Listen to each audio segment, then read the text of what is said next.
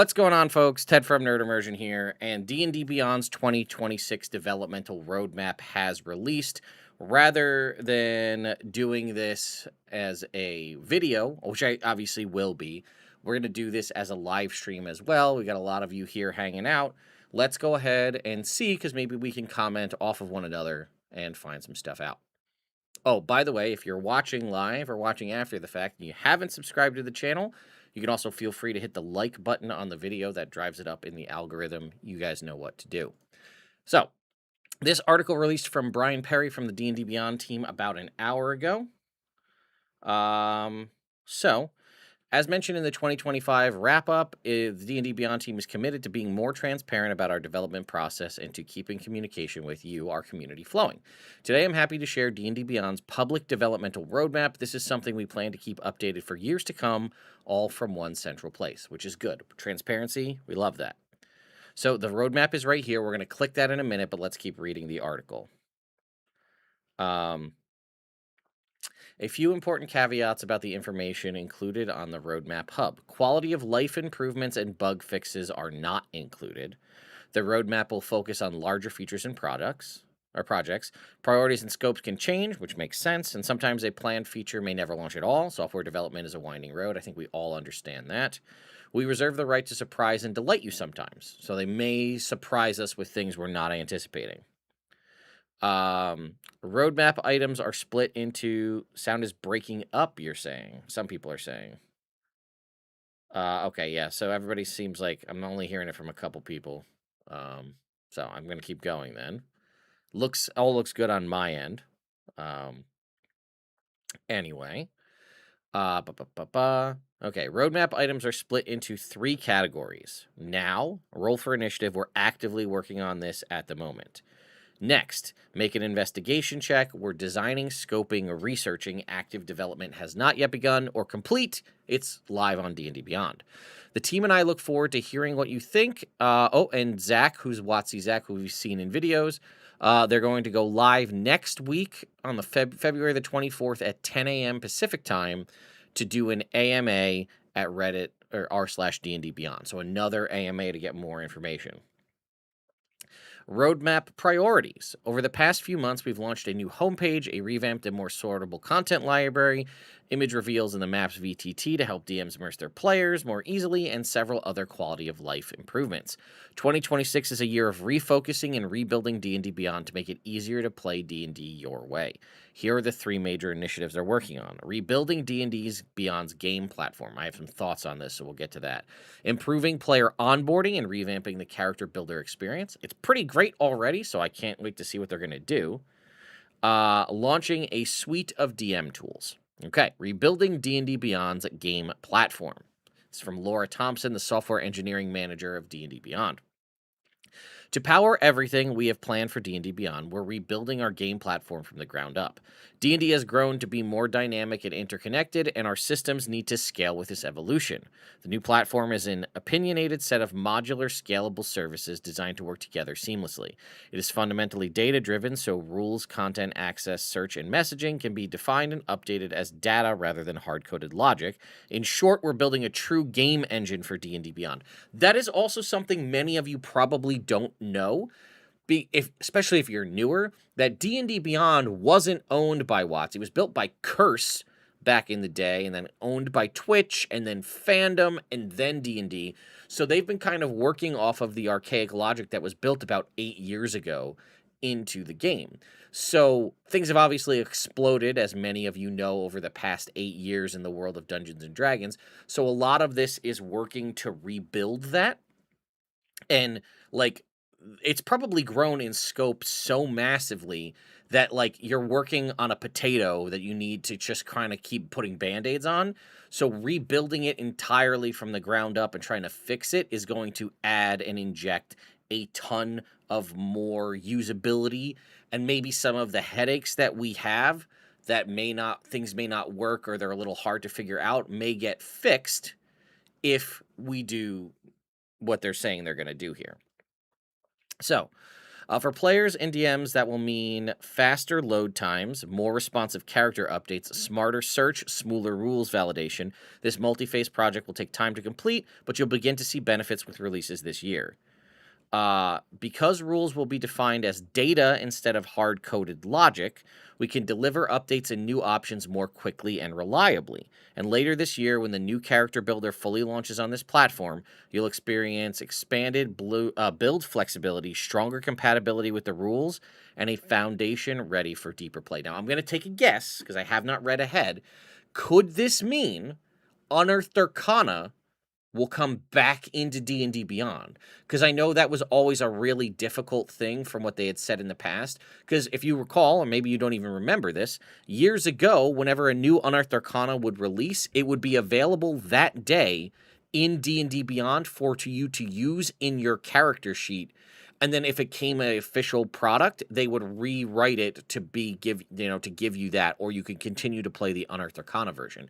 Also, expanded build flexibility. Could we, as general public users, get access to full class customization in D&D Beyond? And by that I mean, could I make a level 1 to 20 class and add it into D&D Beyond? Currently, that is not possible for us. It is doable. We have seen several things get added in that are brand new level 1 to 20 classes, things like the Blood Hunter, the Illrigger, Mage Hand Presses, Gunslinger, etc. Could we see this as a user functionality for the base level? I don't know. Let's keep reading. Improving player onboarding and revamping the character builder experience. This is from Jeff Turef. Character creation is the front door to D&D, and we want to make that experience more inspiring and more intuitive without sacrificing depth. That's why in March we're launching Quick Builder, the first public milestone in our character builder modernization project. It's a streamlined, art-forward way to build a level 1 character in just a few guided steps, letting you make the most impactful character decisions while using thoughtful, optimized defaults for the details so you can go from idea to hero in minutes. This is going to be very good. We're going to test this out when it launches. It's designed to spark creativity and reduce cognitive load, whether you're brand new to D&D or a veteran spinning up your concept. And importantly, it's built on our new game platform foundation, so it's fast, flexible, and ready to evolve. Quick Builder is just the beginning. Throughout the year, we'll expand it to fully modernized character builder that supports deeper customization, advanced options, multiple creation paths, all powered by our new data-defined rules engine. We're taking a phased approach so players can jump in at the beginning, give feedback, and help shape what comes next. The goal is simple: build your character your way. So they didn't give us a definitive answer, but it does sound like it might be better. Like a lot of the issues where you're like, oh, I have a homebrew feature, or I want to build this thing, but I can't do it because this doesn't allow me to add for example, right, a magic item can't give you action in D&D Beyond homebrew stuff as it is right now. Like, if you wanted to give me a sword, that this sword lets me once per long rest do like an action where I can shoot a line out from it, it can't do that. But I could do an action from a subclass. So like there are pockets of functionality that are unique, but you can't mix them together. So maybe that'll be a fix for that with this new data-defined rules engine. Also, it says it's this new sort of streamlined art-forward way to build a level 1 character is basically go from, look at pictures and images and go from that to an actual character in no time. Here's what I'm going to say. If this is what I think it's going to be like, what we're going to do at a convention once this lives, or maybe just in the street, I don't know, we're going to bring around a tablet, and we're just going to go ask people, like on an interview style, like on the street, and be like, hey, have you ever played Dungeons and Dragons before? No? Would you like to build a character? And let's see what that's like. Grab a rando, use this new platform, see if it is as easy as they're saying it will be to spin up a character based on this image-based concept and go from there. Because I think that actually could be a really fun thing, especially, I think conventions are a better place for it because people are sort of in that mindset. But go to a bookstore, right? Go to a Barnes and Noble and grab somebody. Hey, have you ever played Dungeons and Dragons? No, I'm doing would you be okay, comfortable being on camera? I want to do a video real quick. We're testing out this new functionality that's supposed to make it building a character super easy. Why don't you give it a shot? Something like that. See how that goes. I think that could be really cool to do that. All right, launching a suite of dungeon master tools. Whoa! Oh, that's the Owlbear D20. So we're actually seeing, if you're missing out on what this is customized rolled dice rolling on D&D Beyond maps. So normally you can't do this. You just see the thing pop up in the roll log on the corner. You don't see the dice on screen. Well, now as you can see, they're going to add at some point the ability for you to roll your dice on screen as whatever kind of custom D&D Beyond dice you have. So, like there's a ton of dice, and maybe I'll show you my dice collection on D&D Beyond here shortly, but you'll be able to roll your dice on the map so that like when you're playing, especially if you're doing something like I do where you stream, it'd be very cool to see the dice roll across the screen. All right, back to Zach Cohn. We have two big focuses for our Maps VTT this year: quality of life improvements and DM prep. Our product development philosophy for Maps is Honda Accord, not F-16. What a great analogy. Anyone should be able to sit down and immediately know how to drive it. We continually look for ways to make D&D easier to play and to introduce new features that improve the map's experience. We've already released 3 quality of life updates this year, with features ranging from copy and paste, polygonal fog of war, and monster reveals to 90 new stickers. Expect plenty of more progress here, both big and small. Speaking of making D&D easier to play, we know one of the biggest barriers for new and experienced DMs alike is the amount of prep work required to run a game. That's why throughout the year we're rolling out a number of DM prep features, including new ways to document what happened during a session. Okay, are we going to get internal like notifications or like a persistent roll log or things to like keep track of what happens during the session? Easier ways to embed rules, lore, and rollable tables. Are we going to be able to craft our own rollable tables in D&D Beyond maps? Yo, that's crazy if that's going to be what's coming. And embedding your prep directly into the tools you use to run the game. These tools will reduce the cognitive overhead of DMing, reduce tab switching, or the need to hunt for information in the middle of a game, and most of all, help new and potential DMs build confidence running their first campaigns. That's all good stuff, right? I mean, yeah, we pretty much have, we get journals. Yeah, basically, maybe it's like an internal, like, journaling system or something inside D&D Beyond. What will be really cool is, you know what, I'm going to take a break for a second just to show you something that I feel like no DM ever uses. So if we were to just go to a campaign, I don't know, let's go to this campaign, which I don't play in anymore, but like, do you see down here, there's notes, DM notes, and public notes? I don't know any dungeon master that uses these, but like I can go in here and edit notes and just, whatever. And then when any of my players log in, my notes are here. And then obviously I can have my own set of notes for myself that are here. Nobody does this that I know, but maybe this will be an option for a better integration of that. And probably what's arguably more useful would be if the players can have their own persistent journal that they can either keep to themselves or share with the DM. Because I'm going to be honest, a lot of you probably do the same thing, either in a Discord channel or in a Google Drive. You keep all of your party's notes, or like what your loot is, or any of that stuff is probably held in your Discord channel that you have, or in a Google Drive, which is fine, especially if you're not using D&D Beyond maps. But if you are and they give you an inborn tool, that could be very cool to see. And again, they're talking about, embedding rules and lore. How are you going to do that in a virtual tabletop? Like in a map. So this is very interesting. I'm very curious. And then rollable tables. Because right now, I don't even think there's a way to do rollable tables at all. Like what you would have to do is go to your map or your book, right? You'd go here, you'd go like, okay, I want to go to my library and I want to go to the Dungeon Master's Guide and I want to go to magic item arcana tables. And then like this is what you have in D&D Beyond. You have a table with numbers and items, right? That's like what you're looking at. You don't have an option inside D&D Beyond maps to do this. You have to roll a percentile in D&D Beyond maps and then come to another tab to look at the magic items or any other rollable table in anything else. So perhaps that will mean that rollable tables will be importable. Ideally, would be the concept of creating your own rollable tables.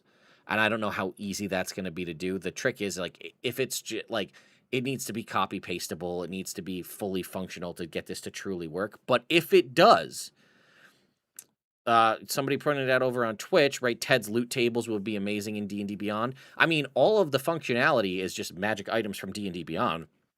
If like the crazy thing would be like, could I share that with you? If I built out my loot tables in D&D Beyond, could I share that with you as the public so that you could just, it's just, I'm not, it would be tricky. The trick would be I'm using all official sources that like I own on my account.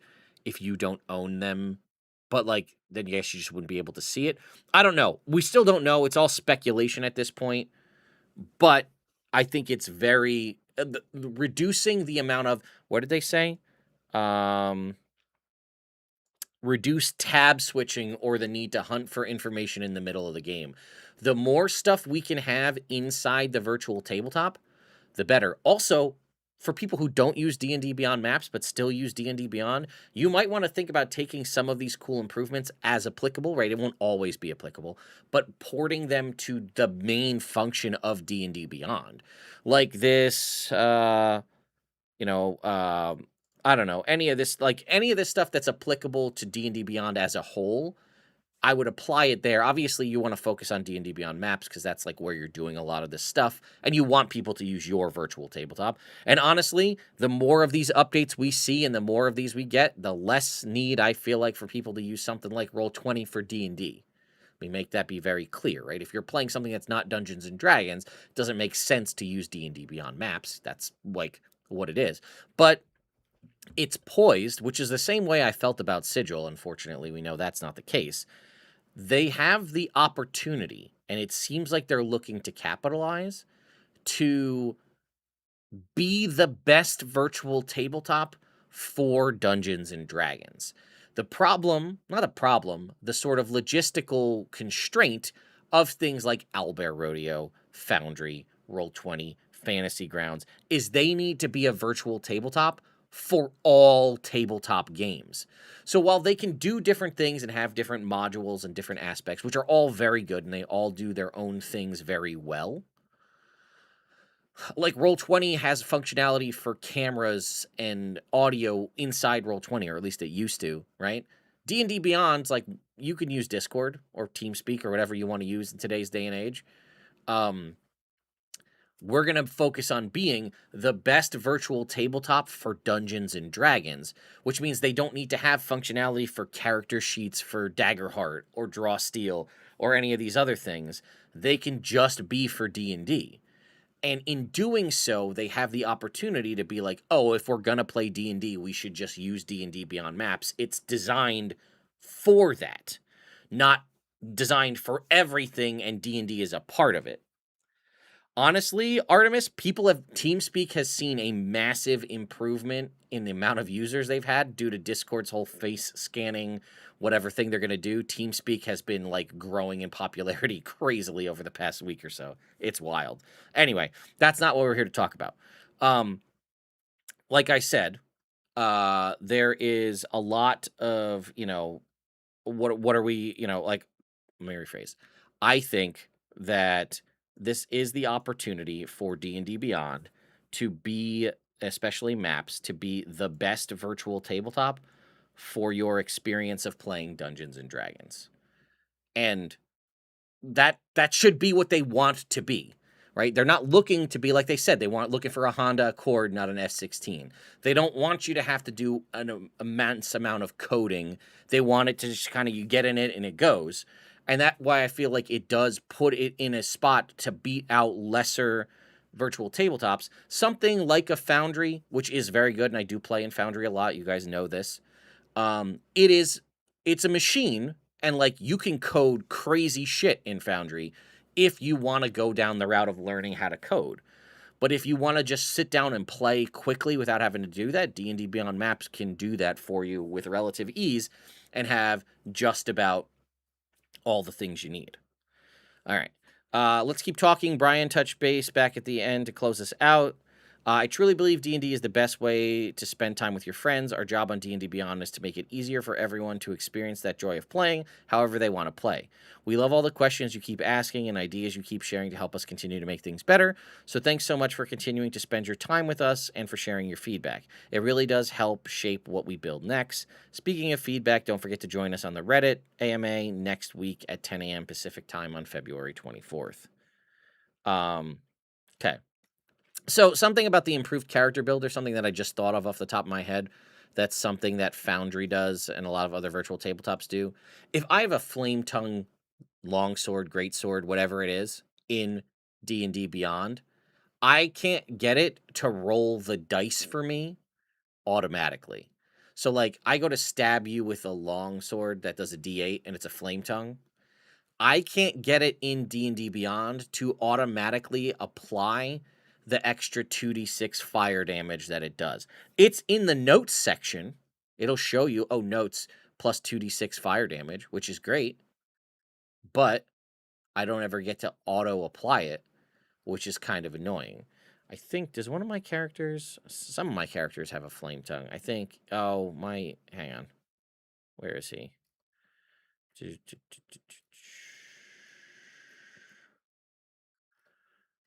Sorry, trying to find a character that has one. Here. He's got a flame tongue longsword or rapier. Do you see this? How it says a D8 plus 5, but like right next to it here, it's got this little plus 2d6 with a little fire. So it tells me that it does 2d6 fire damage, but if I were to go to throw my damage, it doesn't add those 2d6 in, and I can't force it to do that.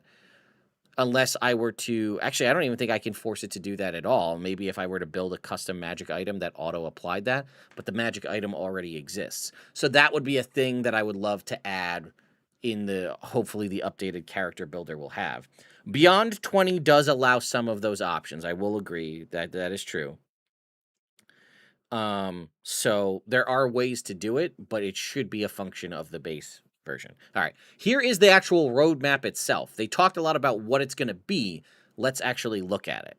D&D Beyond is built to help you play D&D your way. All right, now in active development. Character Quick Builder, a visual and new player-friendly tool to build a character and jump into play fast. Newer navigation. New navigation that makes it easier for players to get to play tools, their personal library, game listings, and more. Maps VTT. Oh, journals. It's right there.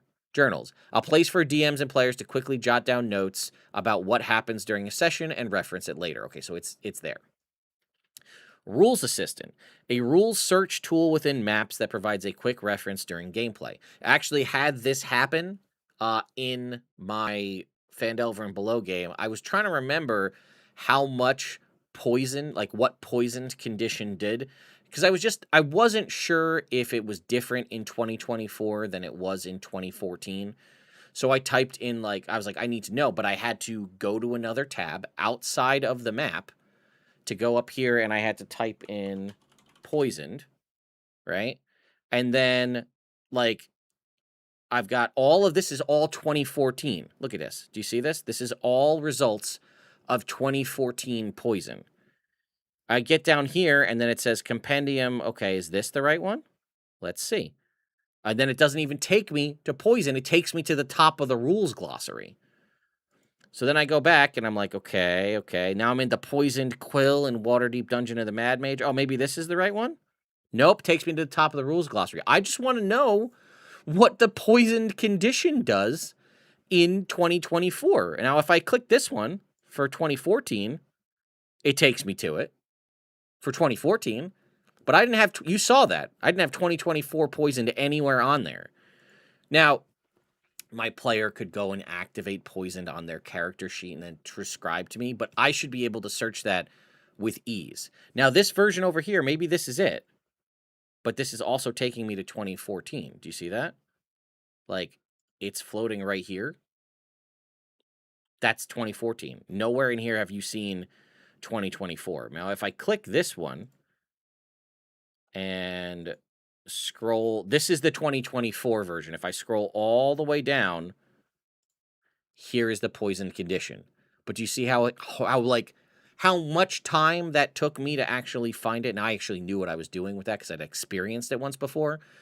But when you're in the heat of battle and the heat of a gameplay, you know what? This is just going to slog you down to 0 while you try to figure this out. That shouldn't be a thing. Like, there should be a way to find that easily. So, all right, moving on. Rules Assistant, Game Platform, a multi-phase rebuild of the engine powering the D&D Beyond toolset, supporting new content and tool features and improving stability. Shared dice and maps. We already talked about that. Roll 3D dice and maps and show off your dice. They're saying that these are all of the things we've just discovered are in active development at the moment. Next, not yet in development, Character Builder 2.0, building off the Quick Builder, a full next-generation character creation tool to support future features and content. Maps, custom stickers and reveals. Upload your own content to stickers and reveals. Okay, that's huge. We love that. That's what we want. So we can put our own terrain pieces, our own stickers, our own custom pieces of artwork or handouts or whatever. That's great. That's not tied to a token, because that's how you would have to do that now. If you wanted a custom piece of artwork, you would have to create a homebrew monster, update its own like token piece, and then that's how you could do a custom reveal. But if I wanted to just show you like a handout, like a piece of paper, and like have that pop up on screen like a note I wrote, I can't do that currently. DM prep tools, a suite of tools helping DMs prep and run sessions from their prep, all within the tools they're already using to play the game. And then player onboarding, developing tools and experiences designed for new players and new DMs. Completed, new homepage, reveals for the book content, the updated version of the library, and monster reveals. So there you go. We can see that all of these, they were talking about shared dice. Actually, shared dice in maps was supposed to be out last year. So ideally, that should be at the forefront of something we're going to see relatively soon. But all of this sounds good. I don't know how in-depth the journals are. The only thing I would say is that if there's an option, there should be an option for the players to keep the journals to themselves, and an option for the players to have a public journal that the DM can see. So if you truly want them to use this, they need to be able to coordinate themselves. I wonder if it'll be just like a Google Drive, essentially within D&D Beyond, that like they can share and then choose to share bits if they want. I don't know. All good stuff, I think, right? I think we can all agree that everything you saw there is good. It's all free, right? Like you're not paying premium prices for these. Now, obviously, some of these you might have to have a D&D Beyond subscription to utilize, but maybe not even all of it. Some of it is available just generally, like the character builder should just be available straight out the gate once it becomes available. And I will say, like, for a while, they weren't doing much in the way of updates at all to D&D Beyond. And now we're seeing, like, massive updates pretty consistently. So I'm a big fan of everything that I'm seeing. Obviously, we'll be covering these things as new releases drop. Nick, you brought up, do we know anything about the new physical releases for this year? No, we do not. Not yet. But hey, at least we got a form of a roadmap. It was the D&D Beyond roadmap, but it's something to let us know what's coming. So, like I said, I'll be covering these things as we get more information on the releases over time. We got the partner roadmap, which was like the what partnered third-person content's going to come out, and now we have the internal D&D Beyond roadmap. Hopefully, we'll get the actual WotC roadmap with the books and stuff that we're going to be seeing relatively soon. Thank you all so much for watching. As always, I really do appreciate all of you coming out to hang out and being a part of this. And yeah, I will see you all next time.